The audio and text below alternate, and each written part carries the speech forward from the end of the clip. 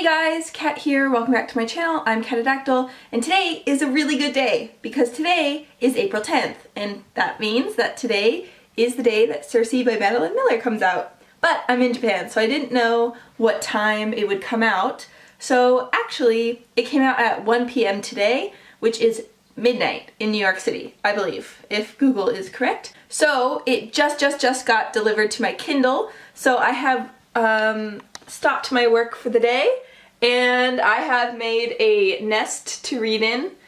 I didn't really make it, it was already there, but the dogs have kind of colonized it, and I have some chocolate and some tea and my reading playlist up and our heater, and I am so excited to read this. So today I'm gonna do a reading vlog of Circe, and hopefully I'll be able to get it up along with a review rather soon. So yeah, I will check in a bit. Bye! I just got up to the end of chapter 3, which was released a few days ago.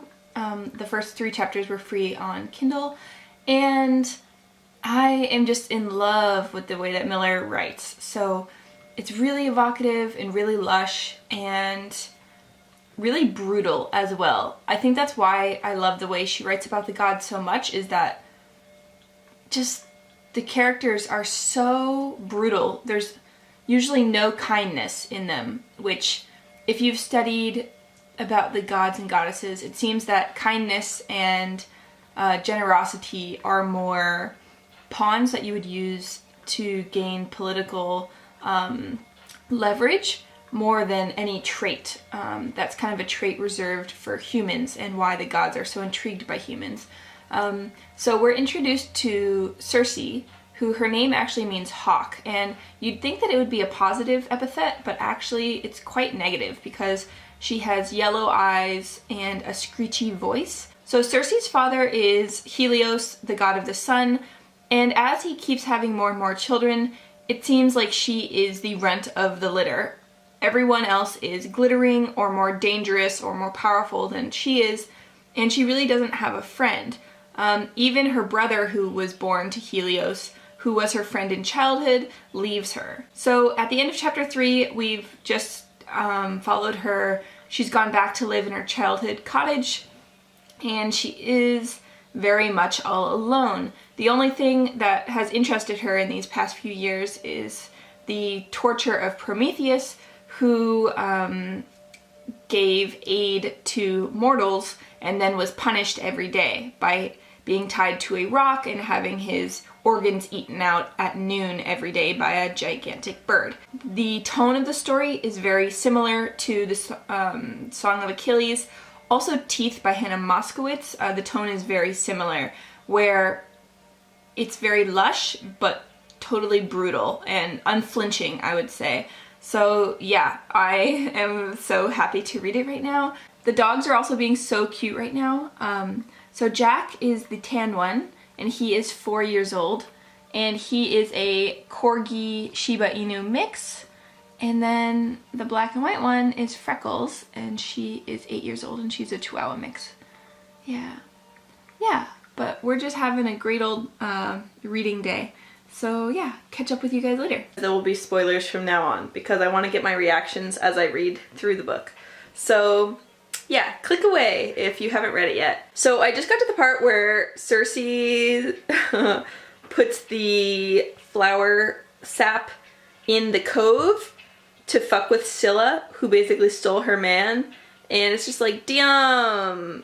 1, Circe is not to be fucked with. And 2, I feel bad for Circe because she doesn't seem to understand that in the world of the gods and goddesses, like, mercy and kindness shouldn't be there, and that they shouldn't really care after a person. You know what I mean? Like, Scylla wants the power.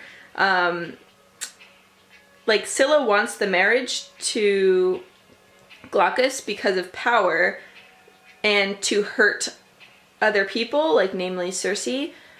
And Circe doesn't understand that. So I'm predicting that because Circe has a lot of human elements, that she'll do better in the human world when eventually she's banished there. And that is not a spoiler, that's totally on like the blurb of the book.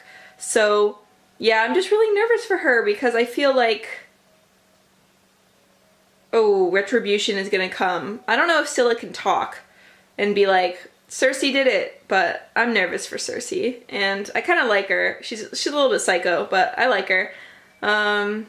Yeah, I think in a bit I'm gonna give the dogs a walk just to stretch my legs, but yeah, I can't wait to see what happens, and I hope that Circe isn't punished too bad. She has done what Prometheus did and confessed her sin, or confessed her deed to her father, and then was punished by being ostracized and sent to a deserted island. And during that time, like, the brother that she used to like love and who spent time with her was so cold. Like, I cannot wait for some sort of retribution to happen to him, like something bad to happen to him, because he's a dick. Basically, like, he kind of set her up where he said that he and his other two siblings got the power of witchcraft through the fates, and basically didn't tell Circe to say that as well. So Circe said like, oh, I made it with these plants. I did it myself. And then Zeus wanted to really punish her and kill her. And then Helios, because of like checks and balances, was like, no, you can't kill her. That would be too far. So instead they sent her to this deserted island. And I'm just like, that's so cold. Like, the brother is a piece of shit. And she's on this island and she's learning her craft. And I really like the way that witchcraft is seen as not a godly thing. She has to really work for it, and she has so many failures, and she spends like months and years perfecting the different elements of the craft. And then I just got to the point where Hermes comes and becomes her lover, which is great because it gives her information about the outside world, and we just found out that Odysseus is coming. Okay, so the ship just showed up with the sailors who need her to come and help her sister, but they have to go through the strait where Scylla is, and I'm just like, lol, this is all gonna be horrible. So she's like, I'm gonna turn myself into my brother, who Scylla used to love, and hopefully no one will be murdered. And she's like, put away your weapons, it's fine, and if anything goes wrong, stand away from me. And I'm like, bitch, you are on a ship, and she's a sea monster. They can stand away from you, but she'll just sink the ship and then eat all of them, like little like Cheetos. So this is gonna go well. Okay, so they made it through the straits, and they just went to Minos, where the sister is having babies. And as the door is opening to find her sister, Daedalus says, "Lady, I have offended you and I'm sorry, but I am sorrier still for what you will find inside. I wish..." So I'm just gonna make a quick prediction about what the fuck is inside that room. I think the sister has had a child with the man that Circe used to love. So I'm anticipating that the children came out finned or green or blue, looking more like the father, and the sister's gonna want her to change them back into looking like more like the sister and less like the lover.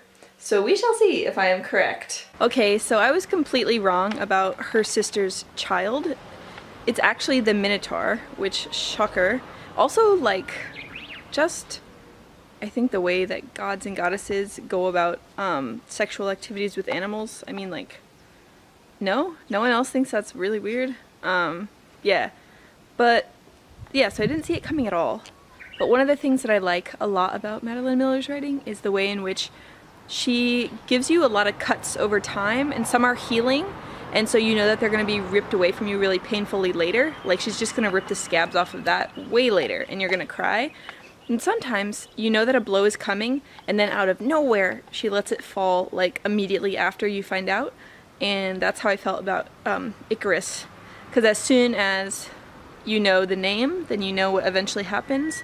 And then, like, oh my god, the guillotine blow from that happened way too fast. And I was just like, Madeline Miller. But yeah, so I'm in love with it, and sorry, the dogs are getting a little antsy, so we can walk back, I guess.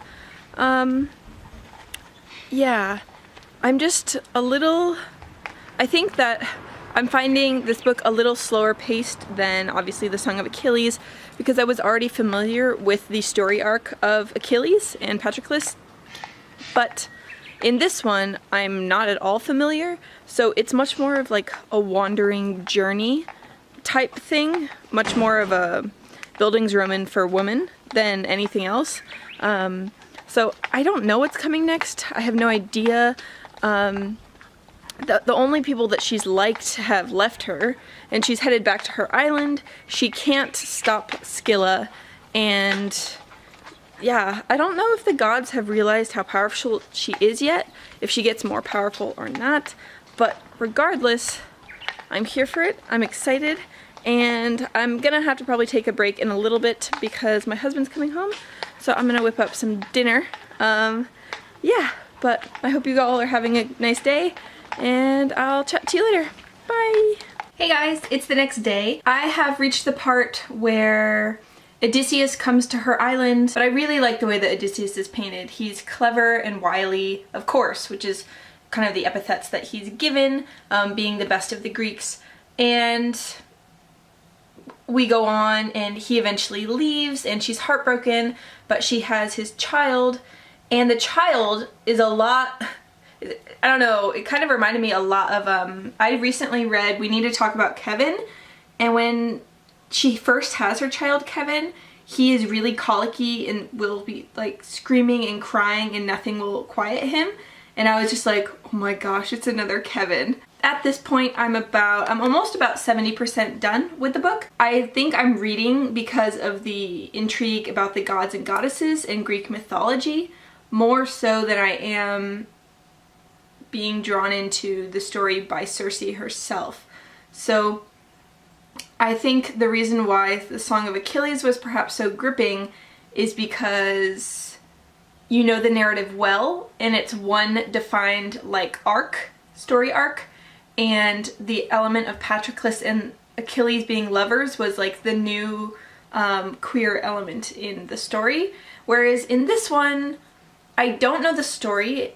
It's kind of pieced together like a patchwork, and also the main character is not so relatable for me, I suppose. So not like I can relate to Patroclus, but you know, loving someone who's so great, or forbidden romance, or mourning someone who died, those are very relatable. In Circe, it's like her whole life she has been told she's not good enough, and to this point she still believes she's not good enough, and she knows she's not. It's just a fact. She's not a god and she's not a full titan. So I don't know, I think time will tell, but right now I'm hoping that something happens that will make me really care for her and care for the end of the story. And today is the 11th, I believe, which makes it the 10th in America, so I think I'm ahead of reading because I'm a day ahead globally. What is time? Hey, so I just got to the part where her son went to visit the father and shit went down, and then he came back with Penelope, who is Odysseus's wife, and then Penelope and Odysseus's son. So now on the island there is Odysseus's wife Penelope, Odysseus's lover Circe, and then the son of each of the women. And I'm like, oh shit, stuff is gonna go down, because earlier in the book they were like, a son must avenge a father's death. So I was thinking that they're gonna kill, the son is gonna kill the other son. But then the son explained how Odysseus died when he grabbed the spear from Circe's son's hand, and he was killed by the ocean because Circe went down and got the tail of the giant stingray, which that was a really cool scene. That was so cool.